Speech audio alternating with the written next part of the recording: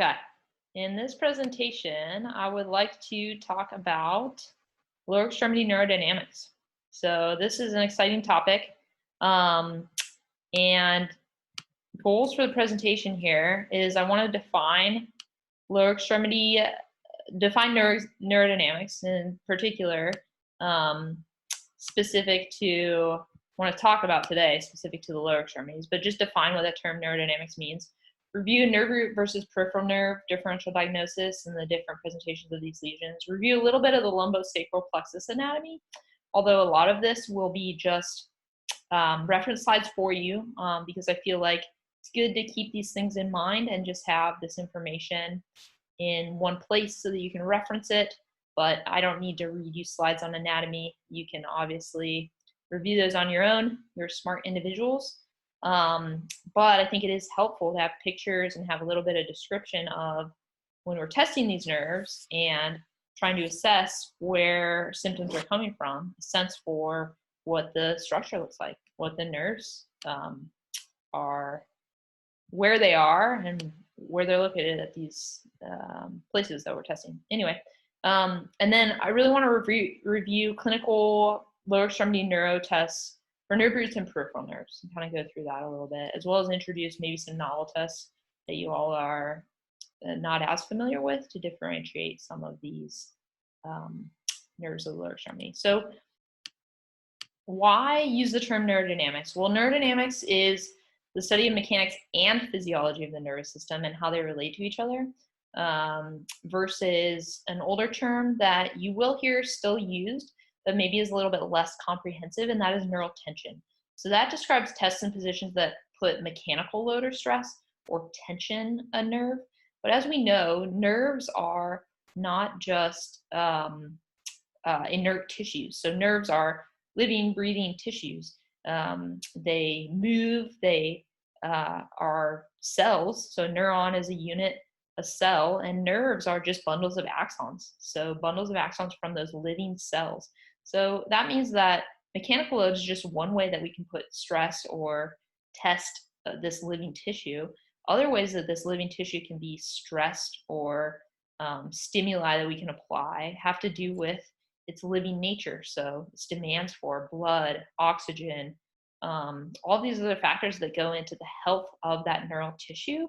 And that's really what neurodynamics seeks to encompass, is this more comprehensive definition and understanding of this neural tissue. So that's why preferentially I want to try to use that term neurodynamics versus neural tension and just neural tension testing, which is one of the outflows of that. So quick review, like I said, nerves are bundles of axons in the peripheral nervous system. They conduct electrical signals via ion polarity and action potentials, and they function a lot like wires. If you think about everything that a wire, so a wire has to touch what it is supplying power to. Same thing with a nerve. So the course of the nerve and the region that that nerve is found in is very important, because that nerve wire, or the nerve axon as an axon or group of axons, has to touch what it innervates. And it can either send signals down to an effector organ. In this particular sense, we're talking mostly about skeletal muscle, so alpha motor neurons, so motor information down to a muscle, or it can take sensory information from whatever organ that it's collecting that sensory information from and send it back up to the central nervous system, or it can have this bidirectional flow of information. So motor information down, sensory up, but it does function very much like a wire. I like that analogy, at least, to get us thinking about what it's doing. Nerve root versus a peripheral nerve. If we remember, a nerve root or a spinal nerve root refers to one spinal level. We have nerve roots at different spinal levels. The next slide's going to kind of go over that. And these nerve roots are going to have very characterized patterns that explain or describe their deficits. So they innervate dermatomes, they innervate myotomes, muscle levels, dermatomes, skin areas, and reflex arcs that are related to those muscle and sensory functions. Nerves, on the other hand, as we said, are collections of axons, And those axons are from usually multiple spinal levels. So not just one nerve root, but a collection of nerve roots. And an example of this would be the femoral nerve, which has nerve roots commonly described from, so contributions from the L2, L3, L4 nerve roots. And if affected, we're going to see regional deficits from those nerves instead of these stripe patterns of deficits. So here's a little quick descriptor of the nerve roots, 31 pairs, and here's the breakdown for you. So that's a little bit of review. As we think about testing these nerve roots, there are 3 parts to this test for these nerve roots. We're going to test their sensory function, dermatomes. We're going to test their contribution to muscle function, myotomes, and then we're going to test how those 2 functions interplay in an automatic way, and that's going to be our reflex testing. Just a quick note is we might also like to perform upper motor neuron tests if indicated. If we suspect a red flag or an upper motor neuron lesion, then the Babinski test for the lower extremity would be probably the first test that comes to mind for me as an upper motor neuron test. And also, as part of a neuro screen, we may want to screen if we are seeing a patient with lower extremity nerve symptoms or low back pain type symptoms. Might want to screen for cauda equina syndrome. So those are things you're thinking about. I'm not going to talk about them really in depth because that's not the flavor of this presentation, but those are things that we're keeping in mind as we think through our neuro screening. So in particular, our lower extremity nerve root testing has these 3 components to it. So we're going to test dermatomes or sensation. That's going to be on the next slide.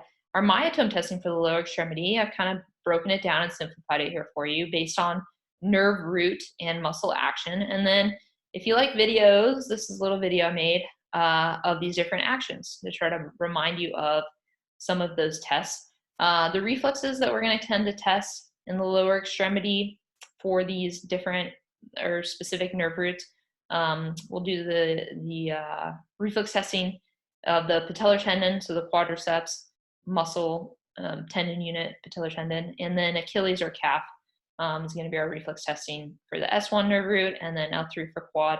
Obviously, there are other nerve roots that may be components of these reflexes, but these are the main 2 that are described that we're kind of narrowing in on. Dermatomes, here are your patterns for sensory distribution based on nerve root. And again, there are different variations of this. This is just one that I found from the reference source that I was using. They're going to be more striped patterns of innervation based on the single spinal nerve root level. That is in contrast to, if we start thinking about peripheral nerves, are going to have sensory fields or regions based on, again, where those wires are, where those sensory nerve branches touch on the skin. And so these different patterns of sensory deficits, if you see a whole region with sensory dysfunction versus more of a stripe pattern, then that's going to clue you in to think peripheral nerve affected versus a nerve root. Okay, so getting to, this is a little bit of a simplification or kind of a schematic that I really like to remind us about some of the principles of neurodynamics. So nerves are living, breathing tissues. They need these different things, not just mechanical loading, like mechanical tension. That's not the only way to stress them, but nerves really need movement just like the other tissues of our body. So just like muscles need movement, they need to be able to contract, they need to be they need to have load applied to them. Same thing with nerves, just like bones need load applied to them and movement to stay healthy, nerves do too. Nerves need blood to supply their nutrition and to remove waste, and they need space. So they don't really like compression. They don't like being impinged upon. Yeah, they need movement and they need a little bit of load, pulling, pushing, but not sustained compression. We find that nerves can really become irritated or symptomatic if they have a gross loss of space, and some of that has to do with decreasing the blood supply. Okay, so little reminder, peripheral nerves are going to either send information down, motor information up, sensory, or both. So these peripheral nerves could have one of these 3 functions. And some nerves are going to be motor only. So in the lower extremity, my example of that is a superior gluteal nerve. Could be sensory only. In the lower extremity, my example of that would be the lateral femoral cutaneous nerve, and then they could have both. They could have both motor and sensory functions. And femoral nerve is an example of this. So femoral nerve is going to supply muscles of the anterior thigh, but it's also going to have a sensory component. It's going to continue as the saphenous nerve, a branch from the femoral nerve, which is going to supply sensory innervation to that medial lower leg. So as I mentioned, if nerves do not get the things that they need, they're going to be symptomatic. So this could manifest as pain, or it could manifest as dysfunction in all these areas where nerves normally serve to function. What are our tests going to be for these different functions of the nerves? Well, tests for blood, or one of the ways that we can justify that nerves need blood is that, do people have a decrease in symptoms with aerobic exercise? Maybe we're supplying more blood to that area. Does active range of motion for a limb help? So a glider, can we get more blood to that nerve? And then clinical tests for space. So if we're compressing the nerve, or if we're decreasing the space the nerve has to travel through, do we get symptoms? So quadrant testing could be one example of that. And then clinical tests for movement, which we're going to talk about a lot. Lumbosacral plexus is going to be the main network we think of nerves supplying the lower extremity. So from nerve roots in our low back and pelvis, down to our leg, down to our toes. Next couple slides are just a review, just the pretty pictures of this plexus, or of this network of nerves supplying the muscles and sensory innervation to our lower extremity. So it's kind of cool. I like pictures. The main nerves to our lower extremity with motor and sensory functions are going to be these main nerves. This, again, is more for your reference, but as we're thinking about these nerves, we're going to think they're going to have a motor component and a sensory component. Main nerves to the lower extremity with sensory only functions are going to be these three nerves. And this isn't comprehensive, but these are the nerves I'd like to highlight. So the main nerves, I think, you're worth being familiar with and really learning or understanding their path. The breakdown of where they provide sensation or sensory innervation to, I've kind of created for you and simplified for you. So you can look through that. But again, I'm not going to read these to you. These next few slides are more for your reference, but I really want to get to talking about testing. So lower extremity nerves, if we're thinking top down, so if we're going from the thigh and moving our way down, and if we're thinking about anterior, medial, and lateral thigh, so anterior thigh is going to be supplied primarily by femoral nerve. Talked about that a little bit. Obturator nerve is going to supply motor and sensory functions to the medial thigh, so the adductor muscle group primarily is what we think about for this nerve. And the lateral femoral cutaneous is going to be sensory innervation to the lateral thigh. Again, this is a breakdown of those nerves. I'm not going to read this to you, but this table is for your reference. Hopefully it's helpful as you review a little bit of the anatomy and these nerve functions. So posterior thigh and gluteal region, I'm breaking this up by region. Again, nerves function like wires, so they have to touch the structures they innervate, either bringing information to, in the case of muscles, or taking information from and sending it up in the case of sensory. And at the posterior thigh or gluteal region, these are our three main nerves. So the sciatic nerve, superior and inferior gluteal nerves. And here is a breakdown of their function. One thing to note is superior gluteal nerve, from my understanding, does not have a sensory function. So if you're seeing sensory deficits and you suspect this nerve, then something is amiss. So that's kind of one of those things that you want to be careful of, is noting whether a nerve has motor, sensory, or both. And this is something that I would take note of.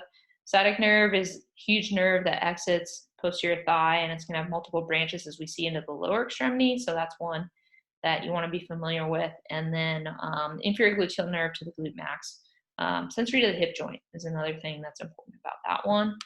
And then getting to the nerves of the lower leg, the main nerves here are going to be the tibial nerve, supplying the posterior compartment, deep peroneal to the anterior compartment, and superficial peroneal to the lateral compartment of the lower leg. These, again, a little bit of breakdown for you, motor, sensory functions.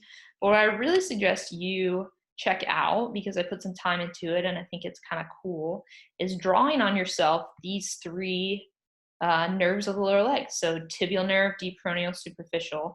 And here's a link to the video of this nerve drawing or nerve tracing activity that I hope will be helpful for you. It definitely helps me visualize and kind of remember the course of these nerves and their functions. So check that out if you have a couple minutes and some watchable markers. Okay, so upshot here, some of our clinical tests for these nerves beyond our neuroscreen and really understanding and differentiating between nerve roots and peripheral nerves are these neurodynamic tests. And the first ones I want to describe are neurodynamic tests that move or stretch nerves. So these are the more standard, more common neurodynamic tests that you're going to see performed in clinical practice and described in the literature. And the first one, and maybe the most common, most well known, is the straight leg raise test. So I'm not going to describe how to perform it. There's a video of how to perform it, but suffice it to say that you're putting tension, you're putting stress on the posterior nerves, but this has also been described as a test for lumbar disc pathology. And so how good is it as a test for lumbar disc pathology? Well, it's oftentimes described in the literature, compared and contrasted with the crossed straight leg raise test, which is a straight leg raise test on the asymptomatic side. So for straight leg raise, what the most common Cochrane review describes is that as a high sensitivity, low specificity. The upshot of that, I'll let you kind of review. SNOUT is a little acronym I like to use, but if this test is negative, it's decent to rule out disc pathology, but not so great maybe to rule in. Opposite is true for the cross straight leg raise, in which case high specificity, it might be a good test to rule in disc pathology, but not a great test as far as ruling out. So my suggestion would be to perform both and use them both as part of your clinical exam. You're always testing the asymptomatic side anyway in a good clinical exam, aren't you? So you're going to use both of them, but just remember what they tell you and what they're good for. And so these citations hopefully will help you remember that. The other thing we want to keep in mind is these bias tests or variations on the straight leg raise test to preferentially test different nerves of the lower leg. And the acronym I use is TED, SID, and PIP. And this refers to the idea that the first letter in the acronym is the nerve you're testing. Next two letters are going to be the foot position that biases or stresses this nerve. So TED refers to a test for the tibial nerve, in which you're placing that foot in eversion and dorsiflexion. SID refers to a test for the SURAL nerve, in which you're placing that foot preferentially in inversion and dorsiflexion. And PIP is a preferential straight leg raise test for the PERONEAL, common peroneal nerve, in which you're placing the foot in inversion and plantar flexion before you perform the straight leg raise maneuver or the passive extension of the knee, flexion of the hip. So performance of all these three tests, again, can be found in this video link where I talk through and perform each of these, but the foot position is the key to these tests, and so that's kind of the breakdown that I've tried to show here. Next test I want to talk about is the SLUMP test. Video of the SLUMP test can be found here. Again, it's commonly performed for disc pathology and or nerve root irritation, posterior nerve root irritation. Long sitting slump is another variation. It's just kind of the closed chain version of the SLUMP test. So it might be worth doing both. Depending on your patient's irritability or presentation, you might pick one or the other. A couple other nerve tests that we want to talk through. The femoral nerve test, again, remembering that the femoral nerve passes in this anterior thigh region. So the main component of the femoral nerve test is bringing the patient passively into a hip extended position with neutral hip rotation. Video of that test can be found here. It's typically performed in side lying, and so you can watch that video to see me perform that maneuver. Two variations on this test, or not variations, but I guess similar looking tests based on patient positioning are going to be tests for, if you remember, the other two regional nerves that I talked about of the upper thigh, and those are going to be the obturator nerve, which is going to run down the medial thigh. So to stretch or to stress that nerve, you're going to want to stretch away from the adductor function. So you're going to place that patient in not only hip extension, but you're going to move the patient into passive hip external rotation and abduction, which I'm doing here, and you can see that performed on the video. And then for this lateral femoral cutaneous nerve, this sensory nerve on the lateral side of the thigh, you're going to do the opposite motions. So you're going to internally rotate at the hip and adduct to put mechanical stress on that structure, combined with the hip extension. So those two tests, they're going to look a little bit similar to the femoral nerve test based on how the regional distribution is, and those can be found here. You can watch those. Quick note on what a positive test is. So positive test for these lower extremity neurodynamic tests is going to reproduce the patient's symptoms, whether it's a numbness, tingling, burning, shooting pain down the lower leg. Could be back pain for an individual with a disc pathology. Likely there's going to be asymmetry, right versus left. And then you're always going to want to perform structural differentiation, or the addition of joint motions, for example, ankle dorsiflexion in the case of the straight leg raise test. And that ankle dorsiflexion is going to be a sensitizer. In other words, if that exacerbates symptoms and then the movement of the ankle into plantar flexion relieves symptoms, you can be more confident that that is a positive test, or that you've structurally differentiated or stressed that nerve of interest, and you're ruling out some other cause of symptoms. So you always want to perform those sensitizing maneuvers, whether to add tension or relieve tension, and see how that affects the patient's response. So that's the concept of structural differentiation. These other, I put this slide in here, and this is a little bit less well maybe codified or defined, but I just wanted to put this in your brain that as part of your clinical testing, you're also looking at compression of these nerves, and it might not be a specific compression test per se, but it could be reducing the space that nerve has to travel. And if that's producing symptoms, that's something you always want to be reasoning out or thinking through within your clinical exam. So for example, this common term or diagnosis of sciatica, or irritation of the sciatic nerve, we typically see described as, and another term for it actually could be a piriformis syndrome, in which case the piriformis compresses that sciatic nerve. As we know, it's commonly described the sciatic nerve passes deep to the piriformis muscle, and some individuals actually pierces or passes through the piriformis muscle. In any case, it's intimately related, it's close to this muscle, so that if this muscle is abnormally tight or maybe contracts and it's very close or pushing on the sciatic nerve, you could create symptoms. So if you have a patient with this issue, sciatic nerve irritation, contract the piriformis, or you stretch that muscle so that it's compressed, that could cause symptoms. So this is what I want you to think through when I'm talking about a compression test, is that you're taking away that nerve space, which the nerve needs. All right, last but not least, a few ideas on treatments, neurodynamic treatments.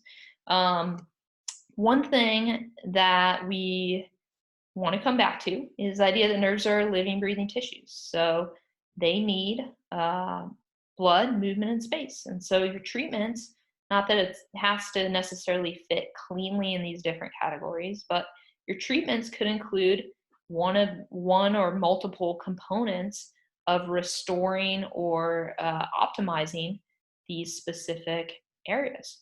So common treatment that we see described or practiced for nerve irritation or to improve neurodynamics, to improve nerve health, are nerve glides. And this is the idea that nerves like movement. So we want to get them moving in a way that's less symptomatic or asymptomatic. One way to do that is have the patient perform these different test positions that are going to move that nerve. And one of the ones that we could use is what's sometimes called an active range of motion slump test, or an active slump test or treatment, where the patient's going through these different motions themselves without the overpressure from the clinician. Video of this performance of this maneuver can be found here. You can check that out.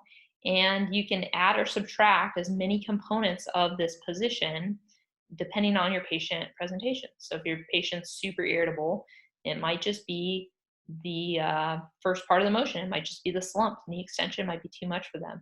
Or in a less irritable patient, you might be able to add more and more sensitizing maneuvers and get all the way up to the ankle motion where you're moving and gliding, moving some ankle dorsiflexion, plantar flexion, back and forth, and trying different iterations of that. Another option for nerve glide or an active motion could be, like I showed earlier, the long sitting slump test. You could have the patient perform this sequence of motions as an active procedure for treatment. Same thing, there's a video for your reference if you want to check that out. And again, you can grade the intensity or the amount of motion, the amount of stress and movement based on patient presentation. Few other ideas for neurodynamic treatments, thinking about the nervous system as a really complex and interrelated system instead of nerves as isolated structures. Like I talked about above, you might have some treatments that seek to restore more space. So you could do some manual therapies to try to create more space if a muscle is, you think a muscle is restricting or compressing on a nerve's space or path. That might be one treatment choice based on that line of reasoning. You could try to introduce blood and oxygen. And in fact, for people with nerve sensitivity and some of these neuropathic pain disorders, just encouraging and introducing aerobic activity has been shown to be effective treatment. And part of why we think that is because we're increasing blood flow to that area. We're having nutrition in, waste out, we're introducing oxygen. So things like 20 to 30 minutes a day or 5 days a week of biking, running, brisk walking, swimming are excellent treatments for the health of our nervous system, not only the health of ourselves as organisms, so many other systems benefit, cardiovascular, muscular, almost every system in our body benefits from regular exercise and specifically aerobic exercise, but our nervous system can really benefit. And so I don't want to downplay the effectiveness of that as a treatment choice for somebody who has some lower extremity nerve sensitivity or irritation. Another category of choice for some of these patients that we see in individuals, again, is going to come back to the really complexity of the nervous system and the complexity of nociception or pain signaling. And so we know that without getting into it too awful much, we know that pain is actually an output, it's not an input, and their contributions to pain likely in most cases from a nociception or from a peripheral sensory input from these nociceptive fibers or nerve endings that transmit sensation based on either mechanical, chemical, or temperature inputs.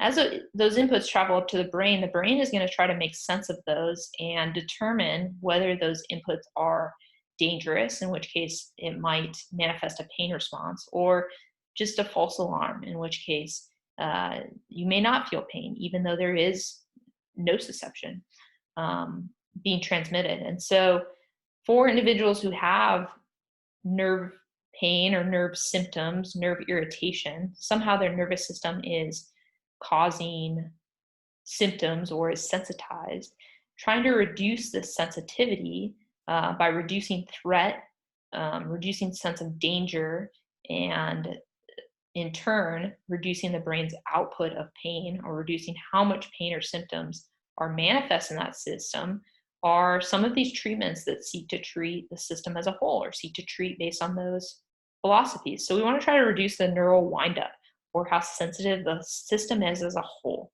So pain neuroscience education can be a really effective component of this.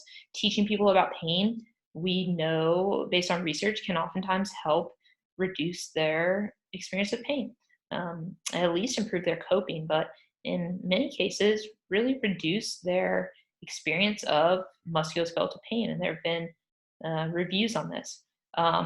If we seek to reduce fear or reduce threat, that sometimes can impact the nervous system and people's experience of symptoms. Pacing, graded exposure, and then some coping techniques or some ways to downregulate sympathetic activity can also help with these individuals. So relaxation techniques, deep breathing, I didn't list them on here. There are many others. So mindfulness-based stress reduction, cognitive behavioral therapy, some psychological interventions, even just social support, things like that.